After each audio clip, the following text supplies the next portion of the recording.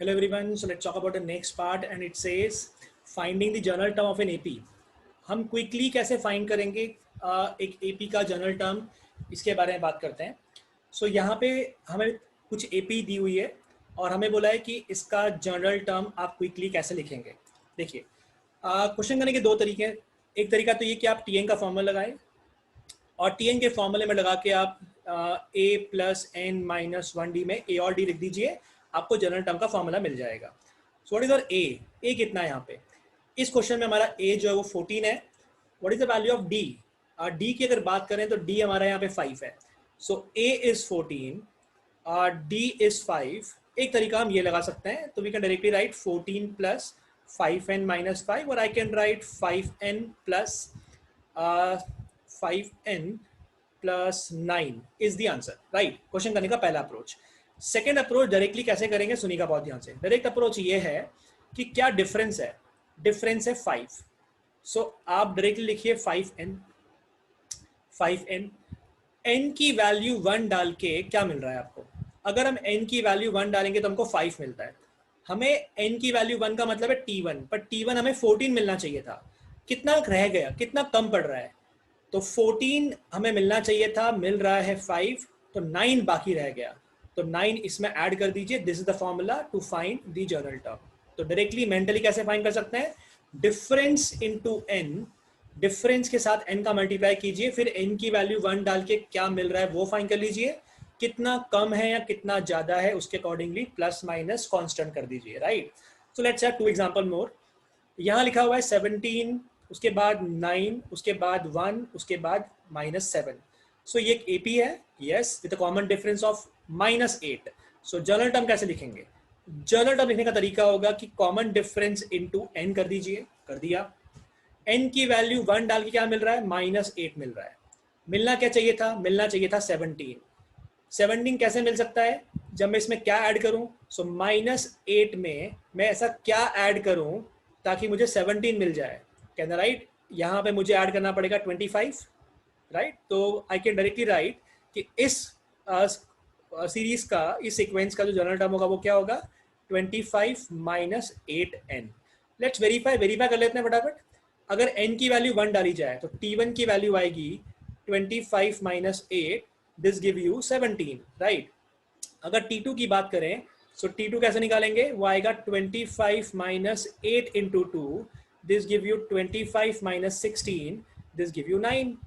Right. और अगर t3 की बात करें, सो t3 कैसे फाइंड करेंगे. t3 का वैल्यू आपका आ जाएगा 25 minus 8 into 3, this give you 25 minus 24, which give you 1.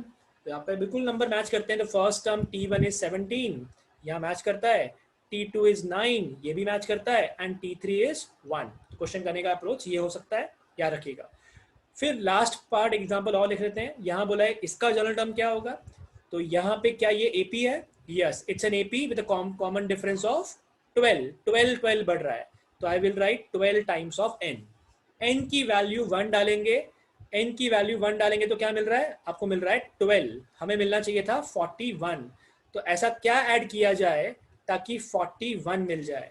तो ये हम आराम से निकाल सकते हैं. अगर हम यहाँ पे 29 ऐड कर देंगे तो हमें यहाँ पे 41 मिल जाएगा. So I can write the general term is 12n plus 29. ये आपका तरीका होगा किस तरीके से आप फाइंड करेंगे किसी भी एपी का general term. So let's talk about the next concept and which is based on number of common terms. So the question says find the number of common terms of the progressions so and so. So आपको दो series दी हुई है and आपको बोला है कि इसकी दो सीक्वेंस दी हुई है और आपको बोला है इनमें कॉमन टर्म्स जो है वो कितनी आएंगी ये बताइए. सो दिख रहा है कि जो सीरीज दी हुई है वो दी है 7, उसके बाद we have 11, then we have 15 and so on up to 497. तो क्या ये एपी है. The difference is constant. Difference यहाँ पे जो दिया हुआ है वो डिफरेंस दिया हुआ है 4. It's an AP. फिर अगर बात करें जो नेक्स्ट सीरीज दी है वो दी है 1, 6, 11, 16 एंड सो ऑन, और ये दिया हुआ है अप टू 501. क्या ये भी एक एपी है. यस, यहाँ पे डिफरेंस आपको दिख रहा है 5 का है. तो यहाँ पे डी डैश की अगर बात करें तो यहाँ डिफरेंस दिख रहा है 5 का. दोनों ही आपको एपी है और बोला है बताइए जो कॉमन टर्म्स है कितनी होंगी. तो फर्स्ट कॉमन टर्म्स तो आपको दिख रहा है वो 11 है. याद रखिएगा अगर दो एपी है और अगर आप कॉमन टर्म्स की बात करते हो, सो जो नया एपी बनेगा ठीक है, वो भी आपका एपी, सॉरी जो नई सीरीज बनेगी कॉमन टर्म से, जो नई सीक्वेंस बनेगी कॉमन टर्म से, वो भी एक एपी ही होगी, और उसका जो डिफरेंस होगा वो एलसीएम होगा किस किस का, डी और डी डैश का। ठीक है यार, अगर लेट्स से अगर डी1 डी2 बोलते हैं अगर इसको हम, तो डी1 और डी2 का जो एलसीएम आएगा वो कॉमन डिफरेंस होगा नए वाले एपी का, कॉमन टर्म्स वाली सीरीज का। तो जो डिफरेंस की वैल्यू आएगी यहाँ पे कितनी आ जाएगी, it will be LCM of 4 and 5, that means 20। तो फर्स्ट टर्म आपको 11 मिल रही है, फर्स्ट टर्म 11 है, तो नेक्स्ट टर्म जो मिलेगी वो कितनी मिलेगी 20 के बाद। तो फर्स्ट टर्म आपकी 11 होगी, उसके बाद डिफरेंस 20 का होगा, दैट मीन्स 31 होगी, उसके बाद 20 का डिफरेंस होगा यानी 51 होगी, फिर 71 होगी एंड सो ऑन। आपको बोला बताइए कॉमन टर्म्स कितनी आने वाली है। अब मुझे मालूम है कि एक सीरीज जो है, एक एपी जो है वो 497 तक जा रहा है और एक जो है वो 501 तक जा रहा है। दैट मीन्स ये जो भी इसका टर्म होगा वो 497 या उसके पहले खत्म हो जाना चाहिए, इसके आगे नहीं जा सकता। अब अगर हम बात करें कि जो सीरीज आपको दी हुई है, जो सीक्वेंस आपको दिया हुआ है, इसका जनरल टर्म कैसे लिखेंगे, तो general term is given by जो भी डिफरेंस है, डिफरेंस इज 20, सो 20n लिखिए, और उसके बाद n की वैल्यू 1 डाल के फर्स्ट टर्म कैसे बन सकता है। सो n की वैल्यू अगर 1 डालूंगा तो 20 आता है, पर मुझे 11 चाहिए, दैट्स वाई -9। ये आपका जनरल टर्म बन जाएगा। इस तरीके से आप क्विकली जनरल टर्म बना सकते हो। अब ये जो भी टर्म होगी, अगर n की बात करें, जो नंबर ऑफ कॉमन टर्म्स होगी उसका जनरल टर्म जो है, उसकी जो एपी बन रही है वो बन रही है 20n - 9। ये वैल्यू कोई भी टर्म जो होगी tn, ये वैल्यू 497 से कम होनी चाहिए या उसके बराबर होनी चाहिए, इसके आगे नहीं जा सकती। सो n की वैल्यू क्या हो सकती है, this give me the number of common terms. So when you solve it तो आपको मिलता है 20n इज लेस देन और इक्वल टू 506, और जब n की बात करोगे n इज लेस देन और इक्वल टू 25.3 के आसपास, इसका मतलब n कितना आ जाएगा, the number of common terms will be 25। इस तरीके से फाइंड कर सकते हैं number of common terms, right. So let's have one by example. यहाँ पे आपको दिया है फिर से कि कॉमन टर्म्स फाइंड कीजिए कितना है, और आपको सीरीज दी हुई है, सीक्वेंस दिया हुआ है 2, 8, 14, 20 एंड सो ऑन, और ये भी आपको एपी दिया हुआ है, राइट। एंड देन सेकेंड दिया हुआ है, सेकेंड सीक्वेंस दिया है 8, उसके बाद 10, उसके बाद 14, 18 and so on up to 102।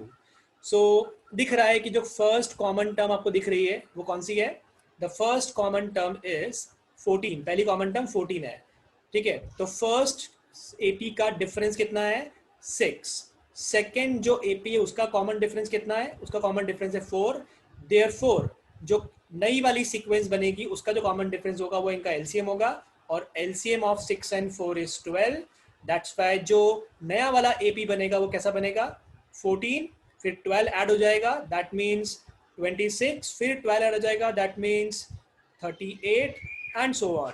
अब इसका जनरल टर्म कैसे लिखेंगे, जनरल टर्म लिखने का तरीका मैंने बताया था कि जो डिफरेंस है दैट टाइम्स n कर लीजिए। तो डिफरेंस आपका कितना है 12, सो 12n। n की वैल्यू 1 डाल के 14 कैसे बन सकता है, सो n की वैल्यू अगर 1 डालूंगा तो मुझे 12 मिलेगा, मुझे 14 चाहिए तो +2। This is the general term of the series of the sequence जो कॉमन टर्म से बन रही है। अब मुझे मालूम है कि ये नंबर tn की वैल्यू 98 और 102, छोटा कौन है 98, उससे छोटा ही होना चाहिए बिकॉज कॉमन टर्म्स 98 की बात तो मिले नहीं वाली। सो आई कैन राइट जो tn होना चाहिए this should be less than और इक्वल टू 98, और I can right 12n should be less than or equal to 12n plus 2 should be less than or equal to 98. This give me 12n is less than equal to 96, और n की value less than और equal to 96 divide by 12, n की value less than और equal to how much, this will be equal to 8, right. 8 होनी चाहिए। तो number of common terms कितनी हो जाएगी 8। इस बार इक्वल भी चलेगा ना, तो 98 will be the common term, 98 इसका पिछला टर्म होगा। चेक कीजिए, अगर आप जैसे ही इस सीरीज का जिसका डिफरेंस 4 था, अगर आप 4 कम करोगे 98 आएगा, and that is the last common term के अंदर। तो कॉमन टर्म निकालने का फंडा क्या है कि जो नया एपी बनेगा उसका जो डिफरेंस होगा वो इनके एलसीएम से दिया जा सकता है। उसके बाद जनरल टर्म को लिख के इनइक्वालिटी लगा लीजिए, जो भी छोटी टर्म है दोनों सीरीज के अंदर जिसकी लास्ट टर्म छोटी दी है उसके साथ इनइक्वालिटी बना के n का वैल्यू फाइंड कर लीजिए, राइट। तो ये तरीका होता है, याद रखिएगा।